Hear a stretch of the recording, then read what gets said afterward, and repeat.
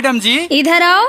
जी मैडम बोलिए। मैं मगध बिहार पहली बार आई हूँ, मुझे ये बताओ यहाँ पे कौन कौन सा फेमस जगह है घूमने का? मैडम जी यहाँ तो बहुत कुछ फेमस है। अच्छा। जैसे ककोलत का झरना, राजगीर का पहाड़, नालंदा का खंडहर, बोध गया।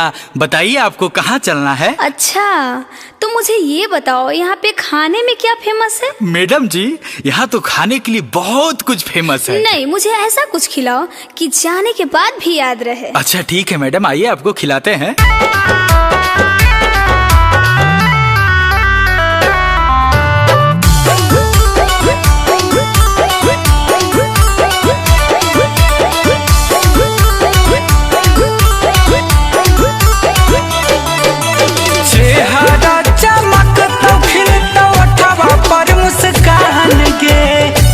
अच्छा ऐसा है क्या?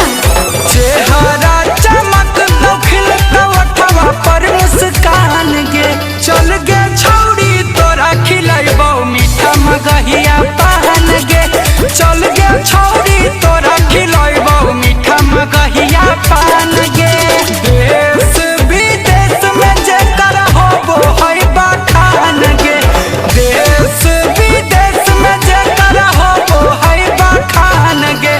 चल गे छौड़ी तोरा खिलाइबो मीठा मगहिया पान गे। चल गे छौड़ी तोरा खिलाइबो मीठा मगहिया पान गे। अच्छा इससे नशा तो नहीं लगेगा ना? अरे नहीं मैडम जी, ये मीठा पान है। तुम बातें बहुत बनाते हो।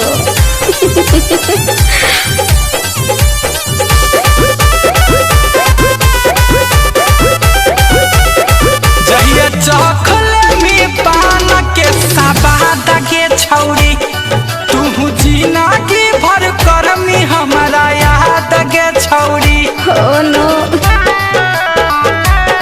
जहिया चखले में पान के सबाद के छौड़ी, तू जीना की भर करमी हमारा याद के छौड़ी। और बताओ। मूड हो तो फ्रेश बढ़ता लभ के ज्ञान गे। क्या? मूड हो तो फ्रेश बढ़ता लभ के ज्ञान गे। हाँ। चल गे छौड़ी तोरा खिलाइबो मीठा मगहिया पान गे।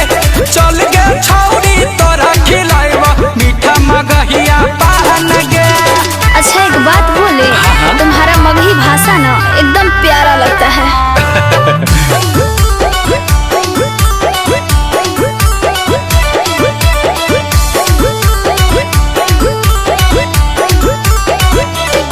चल कर देबो मान तोर खुश गे छौड़ी, हो तो जन्नत के जैसन महसूस गे छौड़ी। मेरा तो मन कर रहा है मैं यही रह जाऊं।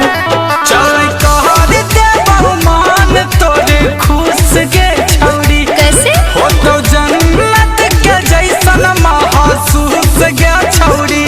ओहो। गुंजनिया मानवा के बुझे नहीं अनजान गे। गुंजनिया मानवा के बुझे नहीं अनजान गे। चल गे छौड़ी तोरा खिलाइबो मीठा मगहिया पान गे। चल गे छौड़ी तोरा खिलाइबो मीठा मगहिया पान गे।